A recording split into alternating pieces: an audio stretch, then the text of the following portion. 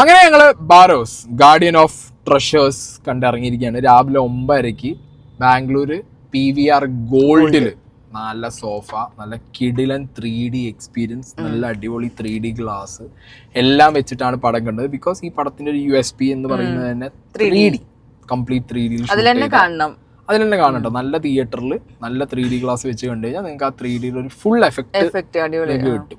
Okay, അതിലൊക്കെ ലാലേട്ടൻ മുത്താണ്. അടിപൊളിയായിട്ട് ആ സാധനങ്ങൾ ആ ക്വാളിറ്റി ഭയങ്കരമായിട്ട് കെയർഫുൾ ആയിട്ട് എന്ത് ചെയ്തിട്ടുണ്ട്, വെച്ചിട്ടുണ്ട്. അത് ഒരു തരത്തിലും ഇതിൽ കോംപ്രമൈസ് ചെയ്തിട്ടില്ല എന്നുള്ളതാണ് അതിന്റെ സത്യം. നമുക്ക് എവിടെ ഒരു അതായത് ക്വാളിറ്റിയിൽ എവിടെ നമുക്ക് ഒരു പാളിച്ചകൾ അല്ലെങ്കിൽ ഇന്ന സ്ഥലത്ത് പ്രശ്നം ഉണ്ട് എന്നുള്ള രീതിയിൽ നമുക്ക് ഒന്നും പറയാൻ പറ്റാത്ത സ്ഥലമാണ്. അങ്ങനെ അത്രയും ടോപ്പായിട്ട് അവരത് ചെയ്തിട്ടുണ്ട്. ഓക്കെ, പിന്നെ നമ്മുടെ സ്വന്തം ലാലേട്ടനാണല്ലോ. ഓക്കെ, അപ്പോ ആസ് എ ലാലേട്ടൻ ഫാൻ സ്നേഹ, ഈ എന്ന സിനിമയെ കുറിച്ചാണ് പറഞ്ഞു കഴിഞ്ഞാൽ സത്യസന്ധമായിട്ട് ഞാൻ പറയുകയാണെങ്കിൽ ഞാൻ ഓവർ എക്സ്പെക്ടേഷൻ ഇല്ലാതെയാണ് പോയത്. ഓവർ എന്നില്ലെങ്കിൽ കൂടിയും നോർമൽ എക്സ്പെക്ടേഷൻ ഇല്ലാതെയും കൂടിയാണ് ഞാൻ പോയത്. ഒരു സിനിമ കാണാൻ പോവുക, ലാലേട്ടന്റെ ഡയറക്ഷനിൽ ഒരു സിനിമ കാണാൻ പോകുക എന്നുള്ള ഒരു ചിന്തയിലാണ് ഞാൻ പോയത്. അതുകൊണ്ട് തന്നെ അതേപോലെ തന്നെ ഒരു ഫീലാണ് എനിക്കും കിട്ടിയത്. ഓവറായിട്ട് എക്സ്പെക്ട് ചെയ്യാനുള്ള സംഭവങ്ങളൊന്നും അതിലില്ല. ക്വാളിറ്റി വൈസ് 3D വൈസ് അടിപൊളിയാണ്. എക്സ്പെക്ടേഷൻ എന്ന് പറഞ്ഞാൽ ലാലിസം, പറഞ്ഞടി സ്വാഗ് മറ്റേ സാധനം അങ്ങനത്തെ. പിന്നെ വലിയ കഥ, പിന്നെ നമുക്ക് കഥ ഓൾറെഡി അറിയാം. അപ്പൊ പിന്നെ നമുക്ക് വലിയ ഒരു ട്വിസ്റ്റോ സാധനങ്ങളൊന്നും ഉണ്ടാവില്ല എന്നുള്ള പ്രതീക്ഷയിൽ തന്നെയാണ് പോയത്. അങ്ങനെ ഒരു പ്രതീക്ഷയിൽ എല്ലാവരും പോയത്. ഓവറായിട്ട് എക്സ്പെക്ട് ചെയ്ത് ആരും പോകരുത് എന്നുള്ള കാര്യമാണ് എനിക്ക് ഫസ്റ്റ് പറയാനുള്ളത്. അതായത് ഇത് ലാലേട്ടൻ ഡയറക്ട് ചെയ്ത മൂവി, ലാലേട്ടന്റെ ഡയറക്ഷൻ എങ്ങനെയുണ്ട്, അല്ലെങ്കിൽ ആസ് എ ഡയറക്ടർ ലാലേട്ടൻ എങ്ങനെയാന്നുള്ളത് പ്രതീക്ഷിച്ച് പോയാൽ മതി. നിങ്ങൾ ലാലേട്ടൻ ആസ് എൻ ആക്ടറിന്റെ ഒരു ബ്രില്യൻ എക്സ്ട്രാ ഓർഡിനറി സാധനം അല്ലെങ്കിൽ ഒരു സ്വാഗ് മാസ സാധനം ഒന്നും പ്രതീക്ഷിച്ച് നിങ്ങൾ പോകണ്ട. ഇത് കഥ ഡിമാൻഡ് ചെയ്യുന്നില്ല, അതൊന്നും ഡിമാൻഡ് ചെയ്യുന്നില്ല. ബിക്കോസ് ഇത് അങ്ങനെ ലാലേട്ടൻ ഔട്ട് ആൻഡ് ഔട്ട് വന്ന് വേട്ടയാടി വിളയാടി പോകുന്ന ആ ഒരു പ്ലോട്ടോ സാധനങ്ങളല്ല. ഇതൊരു എന്താ പറയാ ഫെയറി ടെയിലാണ്. ഓക്കെ, മുത്തശ്ശി കഥകൾ എന്ന് പറയുന്ന പോലെ അത് അങ്ങനത്തെ ഒരു സ്കീമാണ്, ഒരു ഫാന്റസിയാണ് സത്യത്തിൽ. ഈ ഒരു ഫാന്റസി, ആ ഒരു സാധനം, ആ ഒരു ഫെയറി ടെയിൽ രീതിയിൽ തന്നെ നമ്മളത് കൺസീവ് ചെയ്യണം ഈ സംഗതി. അത് അവരെന്നെ പറയുന്നുണ്ട്. ഇതിന്റെ ലാലേട്ടൻ അടക്കമുള്ള ഇതിന്റെ എൻറ്റയർ ടീം പറയുന്നുണ്ട് കുട്ടികൾക്കുള്ള പടം. പക്ഷെ എനിക്കിത് കംപ്ലീറ്റ്ലി കുട്ടികൾക്കുള്ള പടമായിട്ട് എനിക്ക് പേഴ്സണലി ഫീൽ ആയില്ല. കാരണം ഇതിൽ ആകെ ഒരു കുട്ടിയുള്ളൂ. ഞാൻ വിചാരിച്ച കുറെ കുട്ടികളൊക്കെ അങ്ങനെയാണ് കുട്ടികൾക്കുള്ള പടം. കുട്ടികൾക്കുള്ള പടം എന്ന് പറയുമ്പോൾ ഔട്ട് ആൻഡ് ഔട്ട് കുട്ടികൾ എന്ന് പറയുമ്പോൾ അവരെ എൻഗേജ് ചെയ്യിക്കുന്ന രീതിയിലുള്ള കുറെ സാധനങ്ങൾ. ഇപ്പൊ കംപ്ലീറ്റ്ലി കുട്ടികൾക്ക് വരുന്ന പടം ഉണ്ടല്ലോ, തലയില് മൈഡിയർ കുട്ടിച്ചാത്തനൊക്കെ കൂടുതലുണ്ടാവും. അങ്ങനെ കുറെ കുട്ടികൾക്ക് കണക്ട് ആവുന്ന ഒരു സ്റ്റോറി ലൈൻ ആണോ എന്ന് ചോദിച്ചു കഴിഞ്ഞാൽ ഇത് കുറച്ച് കോംപ്ലിക്കേറ്റഡ് സ്റ്റോറി ലൈൻ. കാരണം പ്രസന്റും കുട്ടികൾക്കാണെങ്കിൽ കഥ പെട്ടെന്ന് മനസ്സിലാവില്ല. കാരണം എനിക്ക് തന്നെ കറക്റ്റ് ഇടയ്ക്കും മിസ്സൊക്കെ ആയി പോയിട്ടുണ്ടായിരുന്നു. ഇതിന്റെ കഥ അങ്ങനെ, അതായത് ഇപ്പൊ നടക്കുന്നതും പ്രസന്റും പഴയതുമാണ് ഒരു. അപ്പൊ അതിങ്ങനെ ഒന്ന് മാറി മാറി ഷിഫ്റ്റ് ചെയ്ത് വരുമ്പോ ഞാൻ പറയുന്നത് ഇപ്പത്തെ മക്കളെ പിന്നെ നമ്മൾ അണ്ടർസ്റ്റിമേറ്റ് ചെയ്യുന്നുണ്ട്. കുറെ സിനിമകൾ കാണുന്നതാണ്, ഹോളിവുഡ് ആൾക്കാരാണ്. ബട്ട് സ്റ്റിൽ ഞാൻ പറയുന്നത് ഒരു കംപ്ലീറ്റ്ലി കുട്ടികൾക്കുള്ള പടം എന്ന് ഞാൻ പറയില്ല. വലിയവർക്കും കാണാം. നമുക്കും ഇതിന്റെ സ്റ്റോറി ആയിട്ട് എന്ത് ചെയ്യാം, കണക്ട് ചെയ്യാൻ പറ്റും. ഇപ്പൊ ഇതേപോലെ കുറച്ച് ഫാന്റസി ഫെയറി ടെയിൽ ഒക്കെ ഇഷ്ടപ്പെടുന്നവർക്ക് അങ്ങനെയൊക്കെ നമുക്ക് വേണമെന്നുണ്ടെങ്കിൽ ഇരുന്ന് കണ്ട് കണക്ട് ചെയ്യാം. Especially second half. ഫസ്റ്റ് ഹാഫിനേക്കാൾ കൂടുതൽ സെക്കൻഡ് ഹാഫ്. ഫസ്റ്റ് ഹാഫിൽ കുറച്ചൊക്കെ ലാഗ് ഉണ്ടായിരുന്നു. കാരണം ഇതിന് കുറെ പോർഷൻസിനകത്ത് അവർ വളരെ പ്ലെയിൻ ആക്കി വിട്ടിട്ടുണ്ടായിരുന്നു. അത് ശ്രദ്ധിച്ചു, കുറെ പോർഷൻസ് ഒക്കെ വളരെ പ്ലെയിൻ ആയിട്ട്. അവിടെ BGMസും ഇല്ല, അവിടെ ഒന്നുമില്ല. കുറെ സീനുകൾ ഇങ്ങനെ ഒരു ഇൻസിഡന്റ് ഉണ്ടാവുന്നു, അതങ്ങനെ ഫസ്റ്റ് ഹാഫിന്റെ പകുതി കുറച്ച് ലാഗ് ഒക്കെ തോന്നി. കാരണം ഞാൻ വിചാരിച്ചു ഇനിയിപ്പോ സെക്കൻഡ് ഹാഫിൽ എന്തെങ്കിലും ഉണ്ടാവും എന്നൊക്കെ വിചാരിച്ചു. പക്ഷെ ഉണ്ടായിരുന്നു സംഭവങ്ങളൊക്കെ. സെക്കൻഡ് ഹാഫ് ഉണ്ടായിരുന്നു. സെക്കൻഡ് ഹാഫിൽ അത്യാവശ്യം കഥ ബിൽഡായി, ക്യാരക്ടേഴ്സ് ബിൽഡായിട്ട് വന്നു. പിന്നെ കുറച്ചും കൂടി കളർഫുൾ ആർട്ട് സാധനങ്ങളൊക്കെ അതിലാണ് വന്നത്. കുറച്ചും കൂടി സെക്കൻഡ് ഹാഫിലേക്കാണ് കഥ എൻഗേജിങ് ആയത്. അതുകൊണ്ട് തന്നെ നമുക്ക് എന്തായി, നമുക്കത് ഭയങ്കരമായിട്ട് എൻഗേജിങ് ഫീൽ കിട്ടി. പിന്നെ പടത്തിന്റെ തുടക്കം തന്നെ ആ 3D പൊട്ടിത്തെറിയിലൂടെയാണ് നമുക്ക് വരുന്നത്. പിന്നെ ആശീർവാദ് സിനിമാസ് കാണിക്കുന്നതും 3Dയിലാണ്. ആൻഡ് ഇതിന്റെ മെയിൻ പാർട്ട് എന്ന് പറയുന്നത് ഇതിന്റെ മേക്കിംഗ് തന്നെയാണ്. ഓക്കെ, ഇതിന്റെ മേക്കിങ്ങിൽ സിനിമാറ്റോഗ്രാഫി ആണെങ്കിലും ഇതിന്റെ art design, art direction team ആണെങ്കിലും കോസ്റ്റ്യൂം ഡിസൈനേഴ്സ് ആണെങ്കിലും മേക്കപ്പ് ഡിപ്പാർട്ട്മെന്റ് ആണെങ്കിലും ആ ഡിപ്പാർട്ട്മെന്റ് പറയണം. Costume and art. കോസ്റ്റ്യൂം പറയുമ്പോൾ അതിൽ മേക്കപ്പ് സ്റ്റൈലിംഗ് ഒക്കെ വരും. അത് പ്ലസ് ആർട്ട്, അത് ഒരു രക്ഷയില്ല എന്ന് പറഞ്ഞാൽ രക്ഷയില്ല. ആ ഡ്രസ്സിംഗ് ഒക്കെ കാണാൻ നല്ല രസമായിരുന്നു. പണ്ടത്തെ സിൻഡ്രല്ല കഥകളിലുള്ള പോലത്തെ കുറെ ഡ്രസ്സും അടിപൊളി. പെൺകുട്ടികൾക്ക് ഭയങ്കര ഇഷ്ടമാണ് ഡ്രസ്സിംഗ് കാണുമ്പോൾ. പിന്നെ മേക്കപ്പും ആർട്ട് വർക്ക് പറഞ്ഞ പോലെ ആ കോട്ടന്റെ ഉള്ളിലുള്ള സംഭവങ്ങൾ, കോയിൻസ്, ട്രഷേഴ്സിന്റെ കാണിക്കുന്ന രീതി, ആ ആക്സസറീസ്, പിന്നെ ചുമര് സംഭവങ്ങള്, പിന്നെ മിറർ, അതൊക്കെ നല്ല അടിപൊളിയായിട്ട് ഉണ്ടായിരുന്നു. അതിന്റെ ഒരു ക്വാളിറ്റി എന്ന് പറഞ്ഞാൽ നമുക്കൊരു ഇന്റർനാഷണൽ മൂവി കാണുന്ന ഒരു ക്വാളിറ്റി നമുക്ക് അതിന്റെ ആ ഒരു മേക്കിംഗ് നിന്ന് കിട്ടിയിട്ടുണ്ട്. അത് ലാലേട്ടൻ ആസ് എ ഡയറക്ടർ ഭയങ്കര കെയർഫുൾ ആയിട്ടാണ് ആ സാധനങ്ങളൊക്കെ എടുത്തു വെച്ചിട്ടുള്ളത്. കുറെ വട്ടം കണ്ടിട്ട് എന്തായാലും പോരായ്മകളൊക്കെ മാറ്റിയിട്ടുണ്ടെന്ന് തോന്നുന്നുണ്ടല്ലേ. മേക്കിങ്ങും ഇതിന്റെ ക്വാളിറ്റി അടിപൊളിയാണ്. കഥയിലോട്ട് വരുമ്പോഴും പിന്നെ ഈ പറഞ്ഞ രീതിയിൽ ഇത് എത്രത്തോളം നമ്മളോട് എൻഗേജ്ഡ് ആയിട്ടിരിക്കും. ഇപ്പൊ വലിയവരായ നമുക്കിപ്പോ കുട്ടികളുടെ കാര്യം പറയാൻ പറ്റില്ല. കുട്ടികൾ ഇതിൽ എത്രത്തോളം എൻഗേജ്ഡ് ആവും എന്നുള്ളത് ഇപ്പൊ വരും ദിവസങ്ങളിൽ നമുക്ക് കണ്ടറിയാം. നമുക്ക് കുറച്ചിങ്ങനെ എൻഗേജ് ലൈക്ക് നമ്മൾ എൻഗേജ്ഡ് ആവില്ല പടത്തിൽ. എനിക്ക് എന്താ വെച്ചാല് കുറച്ച് ഇമോഷണലി കണക്ട് ആവുന്ന കഥ അതിലുണ്ടെങ്കിൽ കൂടി കൂടി നമുക്ക് അത് കണക്ട് ആവില്ല. ഒരു പാസം എലമെന്റ് ഒക്കെ അത്യാവശ്യം, പക്ഷെ നമുക്ക് അത്ര ഫീൽ ആയില്ല, ഉൾക്കൊള്ളാൻ പറ്റുന്നില്ല.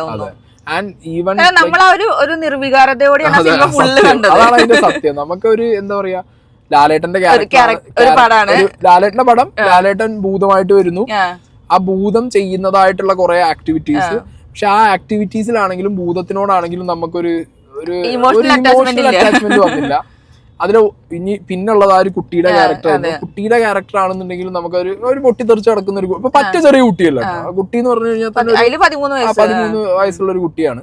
സോ ആ കുട്ടിയുടെ ക്യാരക്ടറിനോടും അല്ലെങ്കിൽ ആ ക്യാരക്ടറിന്റെ ഒപ്പം വരുന്ന ഒരു അച്ഛനും ഈ ഭൂതവും അവരുടെ ആ ഒരു ട്രയോ അല്ലെങ്കിൽ ആ ഒരു ക്യാരക്ടർ ആണെന്നുണ്ടെങ്കിൽ പോലും നമുക്ക് എന്തില്ല അറിയാം, ഒരു കണക്ഷൻ ഫീൽ ചെയ്യായ്മ ഉണ്ട്. ഓക്കെ, ഈ കുട്ടികളുടെ മുന്നിലേക്ക് ഈ സിനിമ എത്തുന്ന സമയത്ത് സെക്കൻഡ് ഹാഫിലൊക്കെ എസ്പെഷ്യലി കുട്ടികൾക്ക് വേണ്ടി മാത്രമായിട്ടുള്ള കുറച്ച് ഹാപ്പനിങ്സും കാര്യങ്ങളും അതിനുവേണ്ടി എടുത്ത കാര്യങ്ങളൊക്കെ ഉണ്ട്. പിന്നെ സോങ്സ് ആണെങ്കിലും ഈ പറഞ്ഞ പോലെ നമുക്കത്ര ഈ പറഞ്ഞ മാതിരി പ്ലീസിംഗ് ആയിട്ട് അതത്ര പ്ലീസിംഗ് ആയില്ല.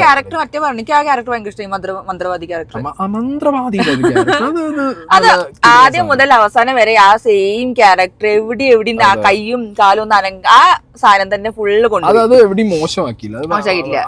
നല്ല രസം ഉണ്ടായിരുന്നു, അത് കാണാൻ നല്ല അടിപൊളിയായിരുന്നു. അവര് ലിപ്പാണെങ്കിലും എനിക്ക് മലയാളത്തിലാണെങ്കിലും അതിന്റെ ഒരു ലിപ്പൊക്കെ അടിപൊളിയായിരുന്നു. എല്ലാം കൊണ്ടും ആ ക്യാരക്ടറും ഇതിനകത്ത് ഒരു വേറിട്ട് നിൽക്കുന്ന ഒരു ക്യാരക്ടറായിട്ട്, ബാക്കിയുള്ളതൊക്കെ നോർമൽ തോന്നുമ്പോ അത് നമുക്കൊരു വേറെ ക്യാരക്ടർ. പിന്നെ ലാലേട്ടൻ ഒഴിച്ച് ബാക്കി എല്ലാവരും പുതുമുഖങ്ങളാണോടില്ല, നമുക്ക് പരിചയമില്ലാത്ത ആൾക്കാരാണ്. പക്ഷെ നമ്മുടെ മെയിൻ ആളുണ്ട് ആന്റണി ചേട്ടൻ. ആന്റണി ചേട്ടൻ മാത്രമല്ല, ആന്റണി പെരുമ്പാർ മാത്രമല്ല, പിന്നെ വേറെ സമീർ ഹംസാൻ അങ്ങേരുണ്ട്. പിന്നെ വേറൊരാളുണ്ട്, അതെ വേറൊരാളുണ്ട്, അൺനോൺ പേഴ്സൺ. നിങ്ങളിപ്പോ ചോദിക്കും കമന്റ് ബോക്സിൽ അയാൾ ഉണ്ടോ എന്നുള്ളത്. അയാളുണ്ട്, അയാൾ ഒരു അൺനോൺ പേഴ്സൺ ആണ്. ഓക്കെ, അതൊക്കെ നിങ്ങൾ തീരുമാനിച്ചോ പടം കണ്ടിട്ട്. ആൻഡ് മായ റാവു അല്ലേ, കുട്ടി അടിപൊളിയായിട്ട് ചെയ്തിട്ടുണ്ട്, വലിയ കുഴപ്പമൊന്നുമില്ല. ആ ഒരു പൊട്ടിത്തെറിയും കുസൃതിയും ആ കുട്ടി, അതാണ് ആ കുട്ടിയുടെ റോള്, അത് ആ കുട്ടി ചെയ്തിട്ടുണ്ട്. പിന്നെ ആ കുട്ടിക്ക് കുറെ അങ്ങോട്ട് എന്തില്ല, കുറെ ഇമോഷൻസ് കാണിക്കലേ ഉള്ളൂ, ഡയലോഗും സാധനങ്ങളുമായിട്ട് അങ്ങനെ ഇല്ല. ലാലേട്ടൻ തന്നെയാണ് ഇത് എൻറ്റയർ തിങ്ങും കൊണ്ടുപോയിട്ടുള്ളത്. ലാലേട്ടനും ആ മന്ത്രവാദിയും ലാലേട്ടൻ തന്നെയാണ് മോസ്റ്റ്ലി കൊണ്ടുപോയിട്ടുള്ളത്. ആൻഡ് മാൻ, ലാലേട്ടന്റെ ചില സീനില് ക്ലോസപ്പ് വെക്കുന്ന സമയത്ത് അങ്ങേര് ആ ഒരു സാധനം ഉണ്ട്, ചിരിച്ചോണ്ട് കരയുകയാണോ കരഞ്ഞോണ്ട് ചിരിക്കുകയാണോ എന്നുള്ളത്. അത് പൊന്നെ, അത് ഇങ്ങേരെ കൊണ്ടേ പറ്റൂ, വേറെ ആരെ കൊണ്ടും പറ്റില്ല ആ സാധനം. അത് നല്ല കിടിലനായിട്ട് ചില ക്ലോസപ്പ് ഷോട്ടിൽ അങ്ങേരുടെ ആ ഒരു ഇമോഷണൽ സാധനം, അത് നമുക്ക് ലാലേട്ട് ഏത് ക്യാരക്ടറിൽ ഇമോഷണൽ ആയാലും നമുക്ക് ആ സാധനം കിട്ടും, എവിടെയും പോവില്ല. അത് ഇതിലും കിട്ടി. റാദർ ദാൻ ദാറ്റ് ഇപ്പൊ ഫൈറ്റ് ആണെന്നുണ്ടെങ്കിലും ഡീസന്റ് ഫൈറ്റ്, ഓക്കെ ഫൈറ്റ് ആണ്, ഭീകരം എന്ന് പറയാനുള്ള ഫൈറ്റ്. കാരണം അവർക്ക് 3D കൂടി ഫൈറ്റിലേക്ക് എന്ത് ചെയ്യണം, ഇൻകോപ്പറേറ്റ് ചെയ്യണം, 3D എലമെന്റ്സും കൂടി. സോ അതിന് വേണ്ടിയിട്ടാവുമ്പോൾ അവർക്ക് എനിക്ക് തോന്നുന്നു കുറേയൊക്കെ എന്തുണ്ട്, റെസ്ട്രിക്ഷൻസ് ഉണ്ട്. ഫൈറ്റ് സാധാരണ നോർമൽ പടത്തിൽ ചെയ്തു പോകണം, അതിന് ചെയ്യാൻ പറ്റില്ല ഇതിനകത്ത്. സോ അത് ആ രീതിക്ക് തന്നെ നമ്മൾ എന്ത് ചെയ്യണം, കാണണം എന്നുള്ളതാണ് പറയാനുള്ളത്. സോ ഔട്ട് ആൻഡ് ഔട്ട് കുട്ടികൾക്കും നമുക്കും ഒക്കെ കൺവിൻസിങ് ആവുന്ന, സ്പെഷ്യലി കുട്ടികൾക്ക് ഞാൻ ഒരിക്കലും പറയില്ല, എല്ലാവർക്കും കൺവിൻസ് ആവുന്ന ഒരു മൂവിയാണ്. സോ എനിക്ക് ഓവർ എക്സ്പെക്ടേഷനിൽ പോയത് നോർമൽ സിനിമ, ലാലേട്ടന്റെ ഡയറക്ഷനും ലാലേട്ടന്റെ ആഗ്രഹമുള്ളവർക്കൊക്കെ ലാലേട്ടന്റെ ഡയറക്ഷനും ലാലേട്ടൻ ആസ് എ ഡയറക്ടർ എത്ര ക്വാളിറ്റിയിലാണ് പടം എടുത്തിട്ടുള്ളത് അതിന് നമുക്ക് ഡെഫിനറ്റ്ലി, ഞാൻ അതിനു വേണ്ടിയിട്ടാണ് ഞാനും കയറിയത്.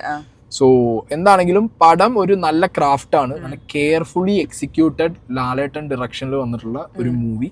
ഓക്കെ, സോ എനിക്കിതൊരു ലൈക്ക് എന്താ പറയാ, ആസ് എൻ എഫേർട്ട് ഇങ്ങനത്തെ ഒരു 3D സിനിമ ഇത്രയും എന്താ പറയാ കാശൊക്കെ മുടക്കി നമുക്ക് ഇത്രയും എഫേർട്ട് ഇട്ട് കൊണ്ടുവരുമ്പോൾ this is A beautiful craft. Okay, story wise and other things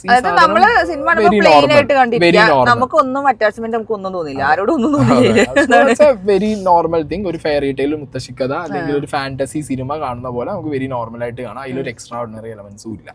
okay, so നിങ്ങൾക്ക് 3D നല്ല ക്വാളിറ്റിയിൽ എക്സ്പീരിയൻസ് ചെയ്യണം, അല്ലെങ്കിൽ 3Dക്കായിട്ട് ഇറക്കിയ സിനിമയുടെ ആ ഒരു മലയാളത്തിൽ നിന്ന് വരുന്നത് പറയുമ്പോൾ നമുക്ക് ഭയങ്കര പ്രൗഡാണ്.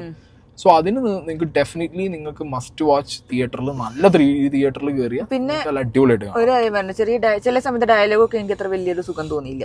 എവിടെയോ ഒരു ഡ്രാമാറ്റിക് ഫീലിംഗ് ഡയലോഗിനകത്തുണ്ട്. ചില സാധനങ്ങളൊക്കെ ലാലേട്ടൻ പറയുന്നത് എന്റെ തമ്പുരാനെ, അതൊക്കെ ഒരു ഡ്രാമ സാധനങ്ങൾ ഫീൽ ചെയ്തത്. ചിലപ്പോ ട്രോള് വിടാൻ സാധ്യത. അത് ഞാൻ അപ്പൊ ആലോചിച്ചു, എന്റെ തമ്പുരാനെ എന്നൊക്കെ പറഞ്ഞ സീനുകളൊക്കെ കുറച്ച് ഡ്രാമാറ്റിക്, കുറച്ച് ഡയലോഗുകളൊക്കെ ഒരു എഴുതി വെച്ചിങ്ങനെ അച്ചടി, അതായത് നമുക്ക് ഒരു മോറൽ. സോഡോന്റെ ക്യാരക്ടർ നല്ല നല്ല സാധനമായിരുന്നു കേട്ടോ. ആ അനിമേഷൻ ക്യാരക്ടർ നല്ല അടിപൊളിയായിരുന്നു. അതിന്റെ സൗണ്ട് ലേശം കുറവാണെങ്കിലും സാധനം അടിപൊളിയായിരുന്നു. ഞാനത് അനിമേഷൻ ക്യാരക്ടർ അയ്യോ എന്ന് വിചാരിച്ച സാധനമാണെന്നെങ്കിലും ഭയങ്കര ക്വാളിറ്റി. സ്ലാങ്ങും സംസാരിപ്പിന്റെ ലാലേട്ടെന്ന് പറഞ്ഞല്ലോ, ഇതൊക്കെ ഫുള്ളി ഇൻവിസിബിൾ ആണ്. നമ്മൾ ഇൻവിസിബിൾ ആയിട്ടുള്ള അഭിനയിക്കുക, ഒരു സാധനം അവിടെ ഉണ്ട് നമ്മൾ അഭിനയിക്കുക. നല്ല സൂപ്പർ.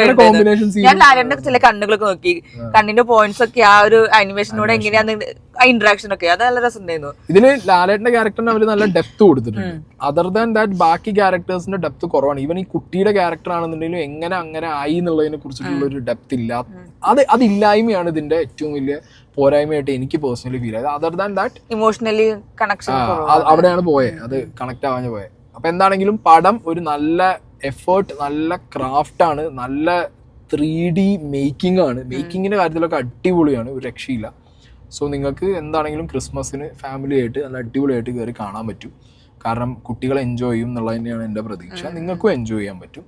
സോ ഫോർ മീ, ഇപ്പോൾ എല്ലാ സിനിമയും ഏകദേശം ഞാൻ കണ്ടു ക്രിസ്മസിന്. ഫോർ മീ ഞാൻ റേറ്റ് ചെയ്യാൻ ചോദിച്ചു കഴിഞ്ഞാൽ ഐ ടെൽ ലൈക്ക്, ഞാൻ ഭയങ്കര വയലൻസ് ഇഷ്ടപ്പെടുന്നതാണ്. മാർക്കോ.